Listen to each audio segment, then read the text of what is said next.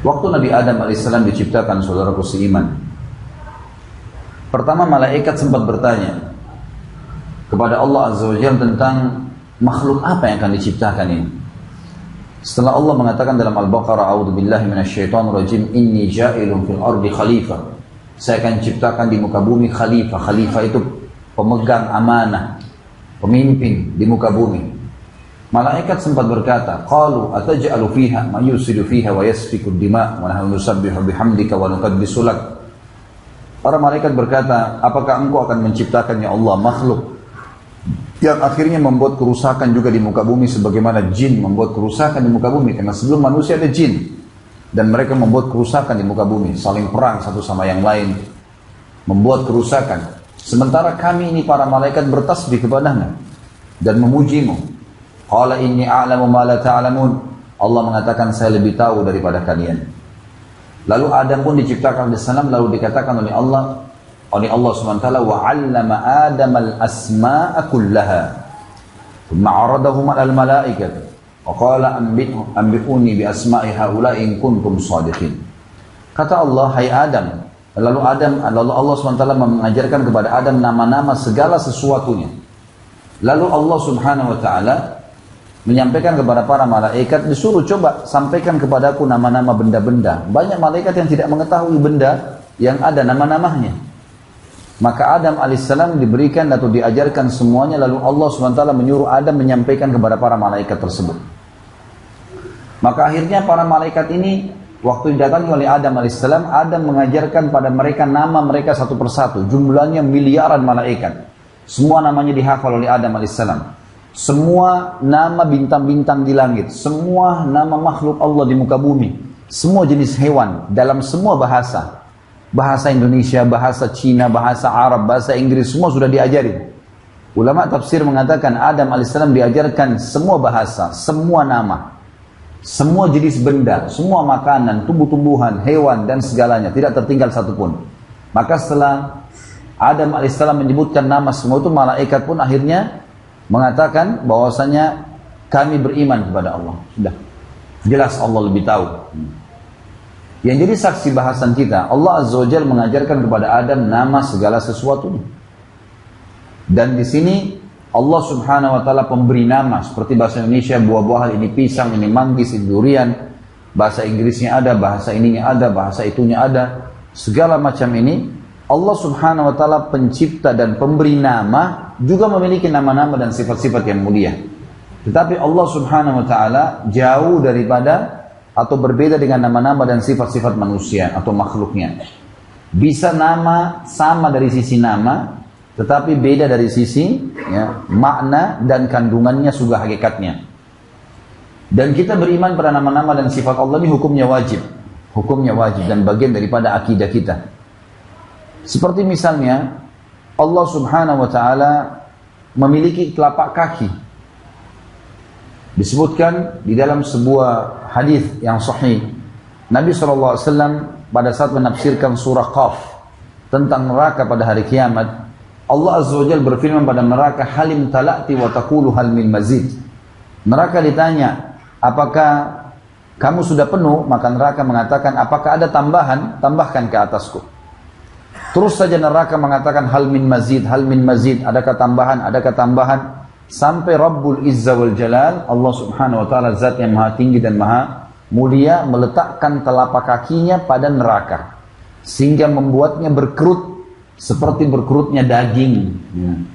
Dan berkata, neraka mengeluarkan suara, qattun wa biizzatika. Cukuplah dengan kemahamuliaanmu. Saksi bahasan kita adalah Allah Azza wa Jalla di sini punya telapak kaki. Berarti ada sifat fisiknya Allah, gitu kan. Selain fisik, tangan, kaki, mata, wajah, semua itu disebutkan Allah Azza wa Jalla punya. Tetapi nanti kita pelajari ada kaidah-kaidah penting dalam mengimani nama-nama dan sifat Allah. Tadi kalau nama-nama yang berbentuk misalnya umum seperti tangan, mata dan seterusnya, kemudian ada benda-benda yang Allah sebutkan seperti singgasana, langit, bumi yang Allah ciptakan, gitu kan. Tapi yang berhubungan dengan Allah Azza wa Jalla seperti singgasananya, arsy misalnya. Kemudian Allah SWT memiliki sifat-sifat, karakter. Seperti Allah itu pengasih, penyayang, ya, pelindung, pemberi rezeki, ya, penyelamat. Semuanya itu maha lembut, maha keras siksanya.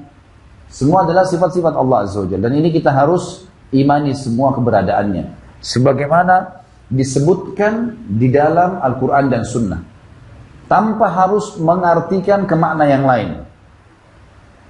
Kaidah penting dalam mempelajari asma wa sifat adalah kita mengimani semua apa yang disebutkan oleh Allah Azza wa Jalla tentang dirinya dan juga disebutkan oleh Nabi Muhammad SAW tentang dirinya, dan kita menafikan semua yang dinafikan oleh Allah tentang dirinya dan juga oleh Rasulnya Muhammad SAW tentang dirinya.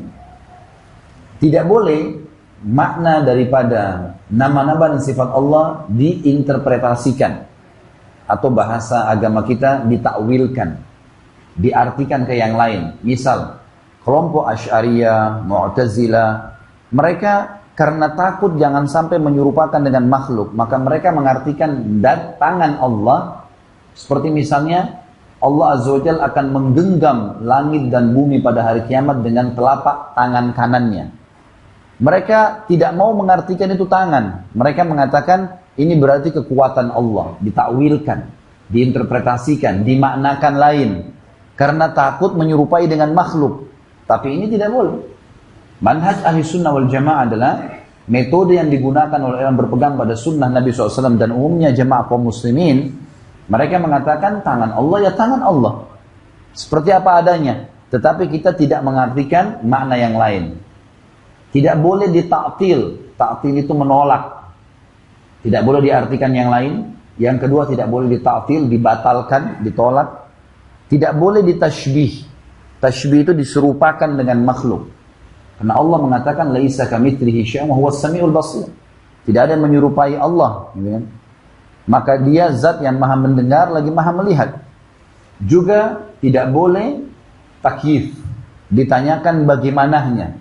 Seperti Allah turun pada saat tertinggal sepertiga malam ke langit bumi.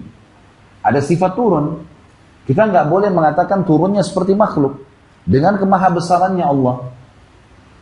Seperti Allah Azza wa Jal bersama atau ma'iyah namanya. Selalu Allah bersama dengan makhluknya. Gitu kan? Seperti Allah berkata kepada Musa dan Harun waktu mau pergi ke Fir'aun. Gitu kan? Inni ma'akuma asma' wa ara. Saya bersama kalian berdua mendengar dan melihat. Allah SWT bersama dengan makhluknya. Allah memiliki sifat-sifat yang mulia, tetapi memang tidak bisa ditangkap oleh akal manusia secara keseluruhan. Makanya kita mengimani sebagaimana yang datang dan yang diceritakan oleh Allah tentang dirinya dan juga disampaikan oleh Nabi Muhammad SAW, dan kita menolak semua yang ditolak oleh Allah tentang diri dan juga oleh Nabi Muhammad SAW. Untuk lebih jelas kita akan baca contoh-contohnya dan dalilnya. Ini kurang lebih kronologis tentang pasal keempat. Pasal kepada nama-nama dan sifat-sifat Allah Azza wa Jalla. Saya bacakan. Syekh Abu Bakar rahimahullah berkata, seorang muslim beriman kepada asma'ul husna. Asma' jamak daripada isim yang berarti nama-nama. Husna artinya mulia. Perlu kita garis bawahi, Allah Azza wa Jalla menciptakan misal dua sifat, jujur dan dusta. Tapi Allah Subhanahu wa taala selalu jujur, tidak pernah dusta. Makanya dia melarang dusta dan mengancam dengan tegas. Jujur selalu. Allah Azza wa Jalla menciptakan dermawan dan pelit. Tapi Allah Azza wa Jalla selalu dermawan, tidak pernah pelit. Makanya pelit dilarang, gitu kan? Seperti itulah. Baik dan buruk, gitu kan? Kuat dan lemah, selalu kuat, tidak pernah lemah. Selalu baik, tidak pernah buruk. Jadi Allah Azza wa Jalla selalu bersifat husna, selalu mulia. Makanya yang buruk-buruk itu semua ditolak. Allah Subhanahu wa taala ciptakan untuk menjelaskan kepada manusia ini tidak baik. Jangan kalian lakukan. Seperti hadis qudsi misalnya riwayat Bukhari, di mana Nabi SAW bersabda, kata Allah SWT, hai hamba-hambaku, sesungguhnya aku haramkan kezaliman. Kezaliman sifat buruk, mengambil haknya orang lain. Aku haramkan kezaliman atas diriku, dan aku jadikan haram di antara kalian, maka jangan saling menzalimi. Jadi ada sifat kezaliman Allah SWT ciptakan, tapi di sini tidak boleh orang memilikinya. Untuk menjelaskan kepada kita ini baik, ini buruk ya.